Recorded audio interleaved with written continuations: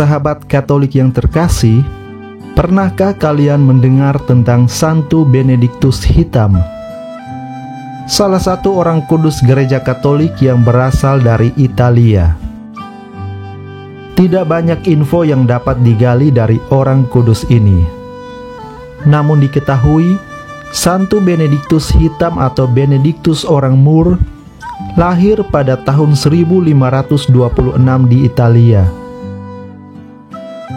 Mengapa ia disebut Santo Benediktus Hitam?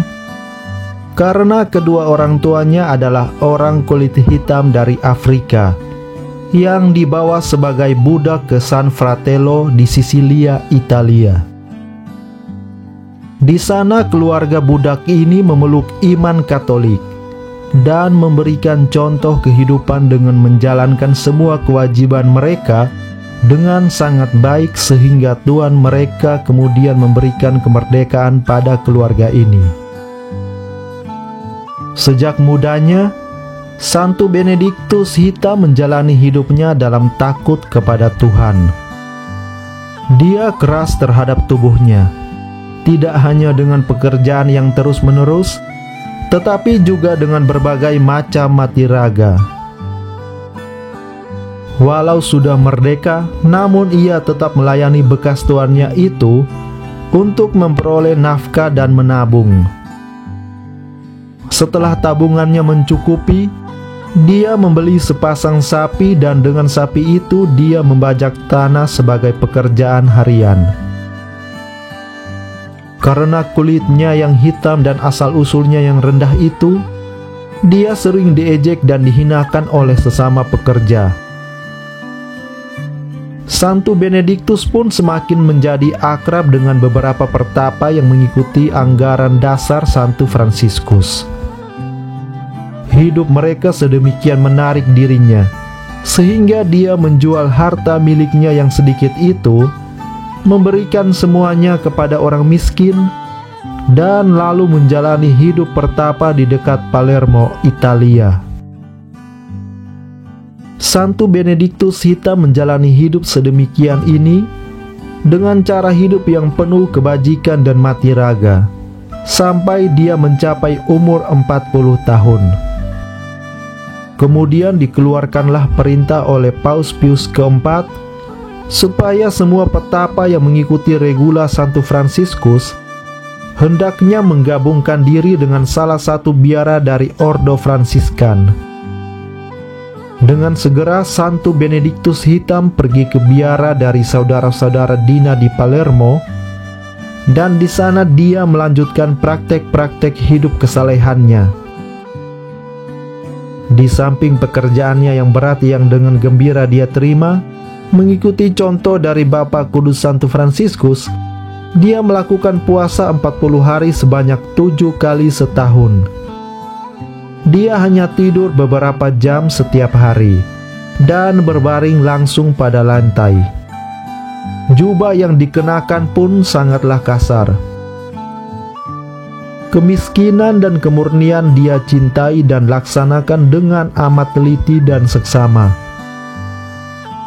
Karena Santo Benediktus Hitam menjadi contoh bagi semua saudara di biara itu, maka dia pun dipilih menjadi pemimpin, kendati dia hanya seorang saudara awam tanpa pendidikan sekolah.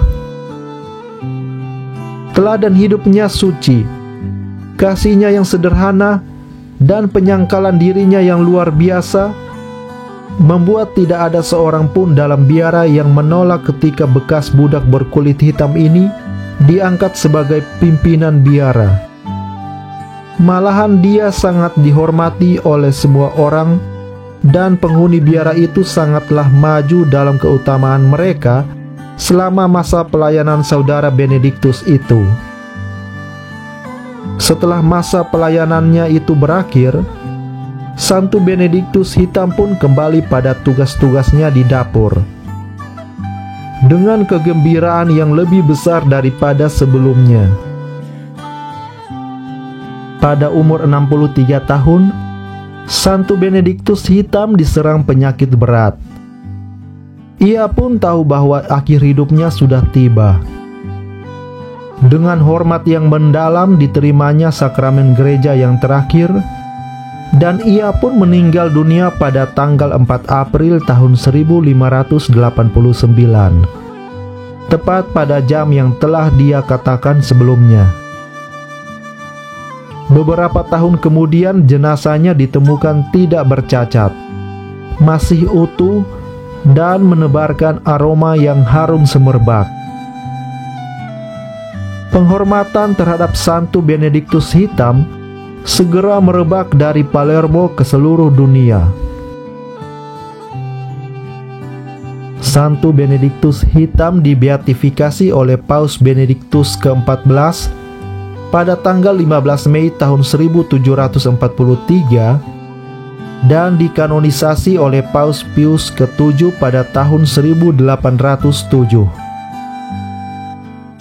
Perayaan Santo Benediktus Hitam sendiri jatuh setiap tanggal 4 April. Demikian saudaraku sekalian, kiranya kita bisa mencontoh cara hidup dari Santo Benediktus Hitam. Walau ia selalu dikucilkan oleh dunia karena keadaannya, namun ia tidak berkecil hati. Ia tetap setia melayani Tuhan. Karena ia tahu dunia bisa menolaknya, tetapi tidak bagi Tuhan. Santo Benediktus Hitam, doakanlah kami. Sampai jumpa lagi di video-video lainnya. Salve.